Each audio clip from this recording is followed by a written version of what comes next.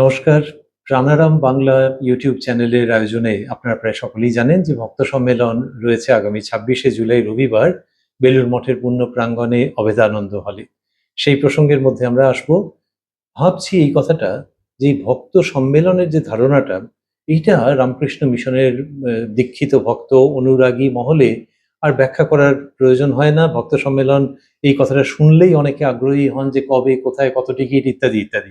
কিন্তু সেই সঙ্গে এটাও ঠিক যে এটা যেভাবে বিস্তার লাভ করেছে সেটা হয়তো অতিশয়োক্তি হবে না যদি ভাবি যে সারা পৃথিবীর ধর্ম আন্দোলনের দিক থেকে কিন্তু একটা সদর্থক আধ্যাত্মিক সংস্কৃতি গড়ে তোলার ক্ষেত্রে এই ভক্ত সম্মেলনের একটা বড় ভূমিকা আছে বলে আমাদের ক্ষুদ্র অধিকারে মনে হয়েছে। আজকে আমাদের বিশেষ সৌভাগ্য যে এই সূত্র নিয়ে কথা বলতে বলতে আমরা পেয়ে গেছি আহ, রামকৃষ্ণ মঠ ও রামকৃষ্ণ মিশনের অন্যতম সহ সম্পাদক পূজনীয় স্বামী বলভদ্রানন্দজি মহারাজকে। আমরা খুব তাড়াতাড়ি মহারাজের কাছে চলে আসব। যে আমাদের প্রশ্ন থাকবে যে মহারাজ, এই ভক্ত সম্মেলনের ব্যাপারটি এই ভাবাদর্শ বা এই ভাবান্দোলনের মধ্যে ঠিক কিরকম জায়গা থেকে শুরু হলো? এটা কি অফিসিয়াল সূত্রপাত না আনঅফিসিয়াল?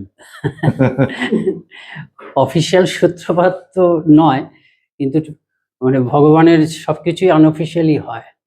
স্বামীজি যেমন বলতেন, আমি কখনো পরিকল্পনা করি না, প্ল্যানলেসনেস ইজ মাই প্ল্যান, এবং সেটাই চিরস্থায়ী হয়। তা ভক্ত সম্মেলন কি কোন তারিখ থেকে সূচনা হয়েছে সেটা হয়তো বলা কঠিন, কিন্তু আমি নিজে সবসময় ভেবে থাকি, ওই যে দক্ষিণেশ্বরের সেই ঠাকুরের ঘর, সেখানে যার কয়েকটি দিনের চিত্র, কয়েকটি দিন মানে ঠাকুরের সমস্ত জীবনের বোধহয় 190টা দিনের চিত্র আমরা কথামৃতের পাতায় পাই, সেটাই তো ভক্ত সম্মেলন। হ্যাঁ, এবং আমাদের ভক্ত সম্মেলন ওই শ্রীরামকৃষ্ণকে কেন্দ্র করি, শ্রীরামকৃষ্ণ, স্বামীজি, মা, সেটাই হচ্ছে প্রথম ভক্ত সম্মেলন।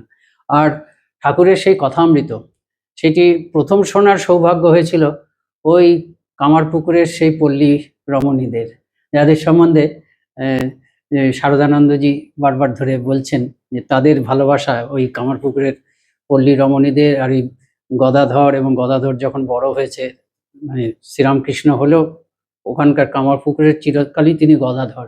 সেই গদাধরের যে ভালোবাসা, সেটা যে শারদানন্দজি একটা সুন্দর কথায় প্রকাশ করছেন, সরল কবিতাময় ভালোবাসা।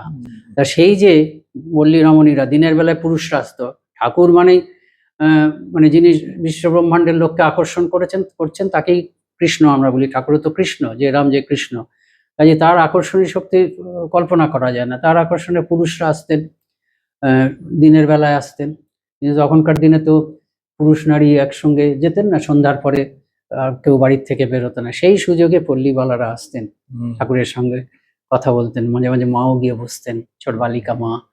তাদের ওই কথামৃত শোনার সৌভাগ্য তারাই প্রথম, সেও ভক্ত সম্মেলন। এগুলো এভাবে ভক্ত সম্মেলন, ভগবান ভক্ত ছাড়া থাকতে পারেন না, এই জীবনে যে থাকতে পারেন না। এবং আপনি যেটা বললেন যে শ্রীকৃষ্ণের প্রসঙ্গ উল্লেখ করে যে আকর্ষণী শক্তি, সেটা শুনতে শুনতে মাঝ মনে হচ্ছিল যে ঠাকুর আর একটা জায়গায় বলছেন যে দুটি স্বাদ ছিল, তার মধ্যে একটি হচ্ছে ভক্তের রাজা হবো।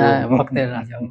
এবং ঠাকুর কথামৃতে বলছে, ভক্তকে সেবা করলে ভক্তের হৃদয়ে ভগবানের বৈঠকখানা, এবং ভক্তকে শ্রদ্ধা করলে ঠাকুরকে করা হয়। বৈষ্ণব পূজন, নামে রুচি বৈষ্ণব পূজন, মানে হচ্ছে বৈষ্ণব ভক্ত, বিষ্ণুর ভক্তকে ইয়ে করা। সেই ভক্ত সম্মেলন ওই দিক কামারপুকুরেই ভক্ত সম্মেলনের সূচনা আমরা বলতে পারি। আর এখন যে এই ভক্ত সম্মেলন বিশেষ জনপ্রিয়, এটারও আমার মনে হয় একটু ঐতিহাসিক দিক বলা যায়। এবং আমার সৌভাগ্য বলতে পারি যে ইনস্টিটিউট অফ কালচারে ছিলাম ব্রহ্মচারী অবস্থায়, এবং সেই সময়ে 1980 সালে দ্বিতীয় কনভেনশন, 1978 এরকম সময় থেকেই দ্বিতীয় কনভেনশনের ইয়ে হচ্ছে, মানে প্রস্তুতি চলছে। প্রথম কনভেনশন মহাসম্মেলন, রামকৃষ্ণ মঠ মিশনের মহাসম্মেলন, শারদানন্দজি তখন সেক্রেটারি, এখন জেনারেল সেক্রেটারি বলা হয়, সেই ভাষায় বললে শারদানন্দজি তখন জেনারেল সেক্রেটারি, এবং মহাপুরুষ মহারাজজি তখন প্রেসিডেন্ট, স্বামী শিবানন্দজি। সেই সময় প্রথম কনভেনশন হয়েছিল। তারপরে দীর্ঘদিন কেটে গেছে। 1970-এর দশকেই, 70-এর দশকের মাঝামাঝি থেকেই মঠ মিশন কর্তৃপক্ষ চিন্তা করছেন যে আরেকটা দ্বিতীয় মহাসম্মেলন করা যেতে পারে। তারপরে সেই মহাসম্মেলনের কমিটি হয়েছে, কবে হয়েছে আমার খেয়াল নেই, তবে 1978-79, মানে তারও আগের থেকে প্রস্তুতি হচ্ছে। সেটার সেক্রেটারি বা কনভেনার, মানে দায়িত্ব ছিলেন স্বামী লোকেশ্বরানন্দজি। আর মঠের সেক্রেটারি প্রেসিডেন্ট তখন তারা প্রেসিডেন্ট ছিলেন। মঠের সেক্রেটারি আমার মনে হচ্ছে গম্ভীরানন্দজি ছিলেন। আর প্রেসিডেন্ট ছিলেন বীরেশ্বর নন্দী, কোনো সন্দেহ নেই, বীরেশ্বর নন্দী ছিলেন। আর হিরণ মানুদি বলে ওই কনভেনশন কমিটির প্রেসিডেন্ট ছিলেন। এটা আমার একটু ভুল হতে পারে, কিন্তু লোকেশ্বর নন্দী আইদার কনভেনর আর সেক্রেটারি, মানে তার উপরেই এই কনভেনশনটি মানে অর্গানাইজ করার সমস্ত দায়িত্ব ছিল, এবং সেই কারণে ইনস্টিটিউট অফ কালচারই অফিস ছিল। তো এরকম যখন কনভেনশন হতে যাচ্ছে, বিরাট একটা ভক্তদের মধ্যে সকলের মধ্যে উন্মাদনা, এবং মহারাজের কাছে, বা আমরা যেহেতু ইনস্টিটিউট অফ কালচারে ছিলাম, আমাদের সবাই এটা অফিস, আমাদের মধ্যে একটা বিশেষ উদ্দীপনা। সেই সময় ভক্তেরাই বলেছিলেন, নাকি অন্যেরা বলেছিলেন, কোনো সাধুরা বলেছিলেন, সিনিয়র সাধু যারা ছিলেন, মহারাজের মনে হলো যে এরকম ভাবে ভক্তদের সঙ্গে একটু মিলিত হওয়া যায়। ভক্ত সম্মেলন শুরু হলো। ইনস্টিটিউট অফ কালচারে যারা গেছেন তারা জানেন যে ওখানে অনেকগুলো হল আছে। আমাদের সব থেকে বড় হল হচ্ছে বিবেকানন্দ হল। সেই বিবেকানন্দ হলে 1001টি সিট আছে। আর তারপরেই বড় হল হচ্ছে শিবানন্দ হল, যদিও বড়, অনেকটা কম, তখন 350, এখন বোধহয় 400 হয়েছে। তা প্রথম যখন ভক্ত সম্মেলন শুরু হলো, তখন ওই শিবানন্দ হলে হতে শুরু হলো। প্রথম ওটার নাম কিন্তু ছিল শ্রীরামকৃষ্ণ বিবেকানন্দ ভাবানুরাগী সম্মেলন। কি নাম হবে সেটা নিয়েও সব মানে সবাই আলোচনা করছিলেন। পূর্ণাত্মানন্দজি ছিলেন তখন, শঙ্কর মহারাজ, ব্রহ্মচারী শঙ্কর, আর জ্যোতির্ময় বসু রায় বলে একজন আনন্দবাজারের একজন বিশিষ্ট সাংবাদিক, বিজ্ঞানানন্দজি দীক্ষিত, অত্যন্ত গুণী, যেমন ইংরেজি জানতেন তেমনই বাংলা জানতেন। উনি আনন্দবাজার আর চাকরি করবেন না, ইস্তফা দিতে চেয়েছিলেন। ওর এত দক্ষ কর্মী তিনি, আনন্দবাজার পত্রিকা তাকে বোধহয় প্রায় 1 বছরের জন্য ছুটি দিয়ে দিয়েছিলেন, যে ছুটিতে থাকুন। তারপরে 1 বছর পর তিনি আর যাননি, 1 বছর পরে তাকে আবার ডেকেছিল। বিজ্ঞানানন্দজির উপর বইও তো আছে, প্রত্যক্ষদর্শী স্মৃতিপটে স্বামী বিজ্ঞানানন্দজি, এরকম বই আছে। তা অকৃতদার ছিলেন, অদ্ভুত লোক আমাদের। আর ক্রিকেটে খুব ইন্টারেস্ট ছিল, সেই জন্য ক্রিকেট নিয়ে আমার সঙ্গে তার খুব সংবাদ আদান প্রদান হতো। ইংরেজিও যেমন ভালো জানতেন, বাংলা বুলেটিনটা তখন তিনি দেখতেন। তা যাই হোক, আমার মনে আছে জ্যোতির্ময় বসু রায়, উনি খুব বোদ্ধা লোক, এবং পূর্ণাত্মানন্দজি, আমরা সব আলোচনা করছি কি নামে। প্রথমে মুখে এলো ভক্ত সম্মেলন। ভক্ত সম্মেলন নামটা ঠিক হবে না, শ্রীরামকৃষ্ণ বিবেকানন্দ ভাবানুরাগী সম্মেলন। এখনো যখন ইনস্টিটিউট অফ কালচারে ভক্ত সম্মেলন হয়, দেখবেন যে প্রোগ্রামের উপর লেখা থাকে শ্রীরামকৃষ্ণ বিবেকানন্দ ভাবানুরাগী সম্মেলন, কিন্তু লোকের মুখে ভক্ত সম্মেলনটাই চালু হয়ে গেছে। তা সেইখানে প্রথম আমরা ফর্ম ফিল আপ করাতাম। প্রথম ভক্ত সম্মেলনে আমার মনে আছে, বড় সুন্দর ফর্ম, কেন যে দীক্ষায়িত কেন কি ছিল এখন মনে নেই, নাম, ঠিকানা, কেন তুমি ইয়ে করতে চাও, যাতে সত্যি সত্যি জেনুইন যারা আগ্রহী তারা আসেন। কেন প্রথম পদক্ষেপ তো খুব মানে সতর্কভাবে, যাতে একদম অত্যন্ত মানে শুদ্ধ ভাব থাকে। তা সেটা হলো 150 মতন হলো। 150 মতন ভক্ত সময়। তখন বিবেকানন্দ শিবানন্দ হলে বোধহয় চেয়ারটার থাকতো না, সরিয়ে দেওয়া হলো। তা ওই খুব প্রথম ভক্ত সম্মেলন যেটা হলো, সেটাতেই খুব লোকের ভালো লাগলো। তারপরে এত ডিমান্ড, আমরা ফর্ম ফিল আপ করা হলো তো, 150 বেশি নিতে পারলাম না, সেই জন্য পরের যারা নাম লিখিয়েছিল তাদের বাকিদেরকে নেওয়ার জন্য আরেকটা সম্মেলন হলো পরের মাসে। এই করতে করতে প্রতি মাসেই ভক্ত সম্মেলন হচ্ছে, এই হয়ে যায় ভীষণ জনপ্রিয়। শিবানন্দ হল ভর্তি হয়ে যাচ্ছে, 300 350, এই মানে 1 বছর, প্রথম বছরের মধ্যেই 300 350 সব ভর্তি হয়ে যাচ্ছে। একটা মজার কাহিনী বলি। তখন ওখানে যারা ছিলেন, স্বপন বাবু বলে একজন ভদ্রলোক ছিলেন, স্বপন হালদার, ওদের খুব উৎসাহ থাকতো কাউন্টারে বসতে, দেখেছো তুমি হাতে দেখে থাকতে, ওরা মারা গেছে, ভীষণ সিনসিয়ার। একটা মজার ঘটনা বলি, যে রবিবার দিন করে ভক্ত সম্মেলন হতো তো, তা সেদিনকে বিবেকানন্দ শিবানন্দ হলে ভক্ত সম্মেলন হচ্ছে, আর একজন ভূতেশানন্দজি মহারাজ তখন কাকুরগাছি জগদ্দানে, তিনি ভাইস প্রেসিডেন্ট, তার কাছে এই ঢাকুরিয়ার থেকে 2 জন বোধহয় ভক্ত গেছে প্রণাম করতে, বয়স্ক ভক্ত। আর ভূতেশানন্দজি মহারাজ বলে, কি তোমাদের ঘরের কাছে ভক্ত সম্মেলন হচ্ছে আর তুমি আজকে এখানে এসছো, যাও। আর তিনি ভেবেছেন গুরুর আদেশ তো, কোনো টিকিট নেই আমাদের, জয় গুরু জয় গুরু বলতে বলতে সে হাজির। 50 টাকা তখন ছিল কাউন্টারে, কোথায় যাচ্ছেন, মানে ভক্ত সম্মেলন গুরুদেব বলে, 50 টাকা ফেলে দিয়ে জয় গুরুদেব বলে হলের মধ্যে ঢুকে গেল। কেন গুরুদেব বলেছেন ভক্ত সম্মেলন, টিকিট থাকুক বা না থাকুক তাকে প্রবেশ করতেই হবে। তো এইভাবে শিবানন্দ হলেই হচ্ছে ভক্ত সম্মেলন। আমরা প্রতি মাসে আর করতে পারছি না, কেন যারা কর্তৃপক্ষ হচ্ছে তাদের তো একটু ইয়ে থাকে তো, কিন্তু ভক্তদের যে ডিমান্ড প্রতি মাসে কেন প্রতি সপ্তাহেও করা যায়। তখন ওইভাবে হতে হতে হতে হতে এভাবে চলছে, এবং তখন টিকিট একদম সঙ্গে সঙ্গে বিক্রি হয়ে যায়, 300 350 এমন কিছুই না। এর মধ্যে স্বামীজির 1988 সাল। 1988 সালটা হচ্ছে স্বামীজির কি হচ্ছে বলতো, ওটা 125 তম হ্যাঁ বার্থ না, জন্মের 1988 না? 1988 সাল। একটা বিশেষ স্বামীজির শিকাগো বক্তৃতা তো 100 বছর হবে বোধহয় জন্মের, 1987-88 স্বামীজির জন্মের 125 বছর, নিশ্চয়ই 125 বছর, 63 125 বছর, 125 1863 থেকে। স্বামীজির সেই সময় আমাদের ঠিক হলো যে ইনস্টিটিউট অফ কালচার প্রত্যেক সেন্টারই করছে স্বামীজির জন্মের 125তম বিশেষভাবে। তা আমরা বিশেষভাবে ইয়ে করার জন্য ওখানে কি কি প্রোগ্রাম করতে পারি, সেই প্রথম কিন্তু এখন ইনস্টিটিউট অফ কালচার যে সঙ্গীত সম্মেলন হয়, আচ্ছা। সেই প্রথম ঠিক হলো ইনস্টিটিউট অফ কালচার। স্বামীজির একটা বিশেষ দিক হচ্ছে সঙ্গীত। সারা বছর ধরে আমরা প্রত্যেক মাসে মাসে বড় বড় সঙ্গীতজ্ঞতা হয়েছে।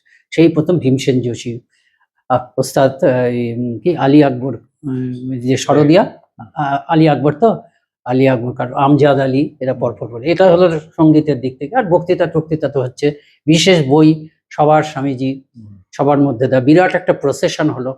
সেটা হচ্ছে এইখান থেকে মানে গোলপার্ক থেকে শুরু করে সেই যে স্বামীজির বড় স্ট্যাচু আছে সেই পর্যন্ত আমরা বিকাল দুপুরবেলা একটা প্রসেশন করলাম, বিরাট প্রসেশন এসব হচ্ছে।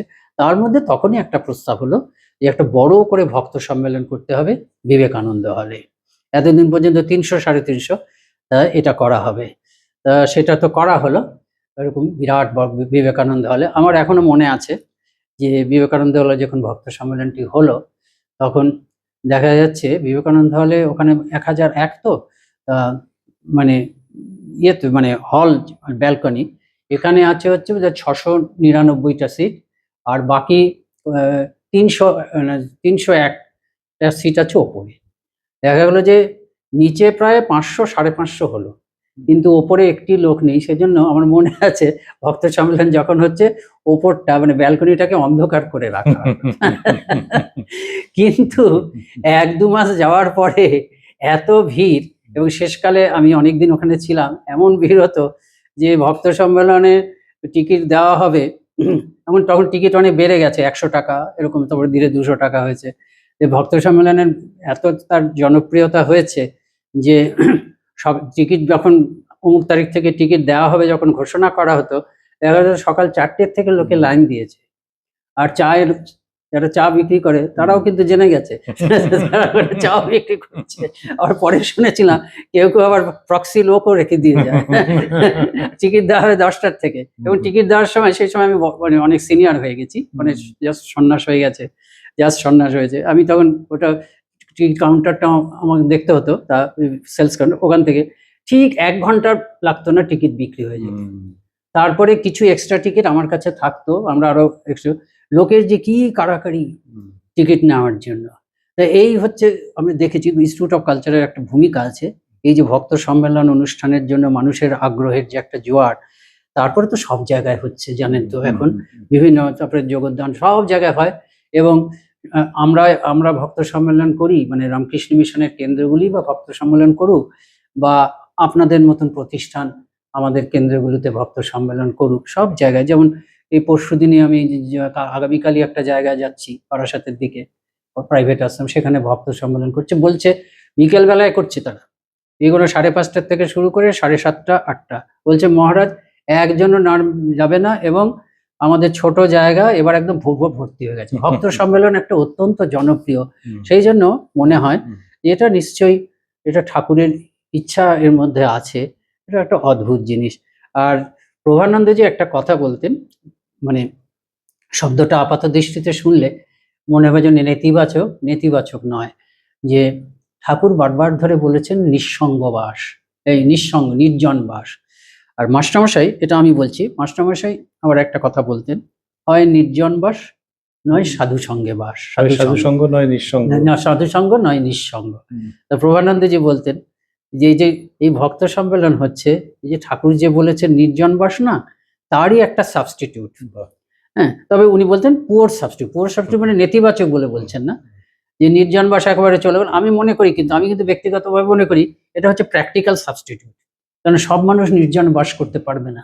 তাদের মধ্যে ওই সৎসঙ্গ, সাধু সঙ্গ বা ভক্ত সঙ্গ, ওই যে একদিন কয়েক ঘন্টা যে সংসার থেকে সরে এসে এরকম একটা পরিবেশে থাকছি, এই একটা অদ্ভুত সাবস্টিটিউট, এটি শ্রীরামকৃষ্ণ নির্দিষ্ট, নাহলে এত জনপ্রিয় ব্যাপারটা হতো এবং না। মহারাজ আপনি যেটা বলছেন আমার মনে হয় সেটা আরো সার্থক হচ্ছে যখন সেই ভক্ত সম্মেলন বেলুড় মঠে হচ্ছে।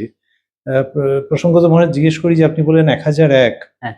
আর আমি এই এখানে তো আরো বেশি, আরো বেশি প্রায় 1700-র কাছাকাছি। 1700 ভক্ত, এটা মনে হয় সব থেকে বড়, সবচেয়ে বড়, সবচেয়ে বড়। এটাতে তো তুমি থাকছো। তো সেটা বলছিলাম মহারাজ যে ভক্ত সম্মেলন নিশ্চয়ই গোলপার্কে যেটা হয়েছে, হ্যাঁ। আর এখন বেলুড় মঠে যে মানুষজন সুযোগ পাচ্ছেন সেই দিক সব দিয়ে জায়গায় সব জায়গায় হচ্ছে তো, সেই জন্য এখন আর গোলপার্কে অতটা ভক্ত নেই সব জায়গায়, সব কিন্তু জায়গায় হচ্ছে। সুযোগটা ছড়িয়ে যাওয়া এটা তো সব থেকে ভালো লক্ষণ, ঠিক। মানুষের আকর্ষণ। কাজে তোমরা মানে তোমরা বলছো, আমি বলছি মানে রামকৃষ্ণ মিশনের মঠ মিশনের সংস্থা ছাড়াও যে অন্য যারা আমাদের ভাবে প্রাইভেট সংস্থা বলা যায়, তারা এগিয়ে আসছে, এটা খুব ভালো কথা। হ্যাঁ, 1700 মানে তো 1700 মানে। এবং মহারাজ আমি পবিত্র বাবুর কাছে শুনেছি যেটা, যে বেলুড় মঠের তো যাতায়াতের ক্ষেত্রে একটু হলেও 19-20 সুবিধে অসুবিধে থাকে, কিন্তু সেটাকে ওভারকাম করে ভক্তেরা খুব করে চান যে বেলুড় মঠেই যেন ভক্ত সম্মেলন হয়। আচ্ছা, সেই তো ও তো কি মানে খুব ভালো, তো লোকের আকর্ষণ সবসময় থাকে এটা। সেই জায়গার থেকে মহারাজ এই যে ভক্ত সম্মেলনটি হতে চলেছে, আমি কি বলবো, পোশাকই শোনাবে কিনা ব্যাপারটা, কিন্তু এটার জন্য আপনার একটু শুভেচ্ছা বার্তারও প্রয়োজন আছে। শুভেচ্ছা, ঠাকুর মা স্বামীজির কথা হবে, সারাক্ষণ ধরে ধর্ম প্রসঙ্গ হবে, এটা তো এটা একটা শুভ জিনিস, এটা তো যে কেউ বলবে। তুমি রাস্তার ভক্ত যে কোনো ভক্তকে জিজ্ঞেস করলে সেও শুভেচ্ছা জানাবে। তা আমরা তো ভক্ত, সন্ন্যাসী মানে আমরা কি ভক্ত নই? কাজে আমরা তো রামকৃষ্ণ, বিবেকানন্দ, ভাবানুরাগী, তো শুভেচ্ছা তো বটেই। আমরা ঠাকুর মা স্বামীজির কাছে প্রার্থনা করছি যে এটাও খুব সার্থক হোক, যারা আসবেন তাদের যেন সত্যি সত্যি আধ্যাত্মিক আনন্দ হয়। এই আধ্যাত্মিক আনন্দই আসল কথা। মহারাজের কাছে আমরা শুনলাম যে শুভেচ্ছা বার্তা দিয়ে উনি শেষ করলেন, সেটি সূত্রে ভাবছি যে যেমন প্রাণারাম বাংলার যে ভক্ত সম্মেলন সেটার জন্য শুভেচ্ছা বার্তা মহারাজ জ্ঞাপন করলেন বা প্রদান করলেন, সেই সঙ্গে সঙ্গে একটা দুর্লভ সময়েরও আমরা সাক্ষী হয়ে রইলাম, যেখানে এই ভক্ত সম্মেলনের ইতিহাসটাও মহারাজ খুব ছোট্টর মধ্যে করে যেভাবে পরিবেশন করলেন, এটা একটা তথ্যগত ভিডিও দলিল মতো হয়ে রইল। সেই দিক দিয়ে পুরো ব্যাপারটির একটি গুরুত্ব থেকেই যাচ্ছে। তো আমাদেরকে সময় দেওয়ার জন্যে এবং তত্ত্ব এবং তথ্য দুটো দিক থেকেই সমৃদ্ধ করবার জন্যে ভূতেশানন্দজি মহারাজের অনুগত ভক্তের একটু মজার কাহিনী সহ পুরো ব্যাপারটি একটা অন্য আঙ্গিকে আমাদের কাছে এসে উপস্থিত হয়েছে। আর সেই জন্য আমরা মহারাজের কাছে আমাদের অসীম কৃতজ্ঞতা ও প্রণাম জানাচ্ছি। নমস্কার।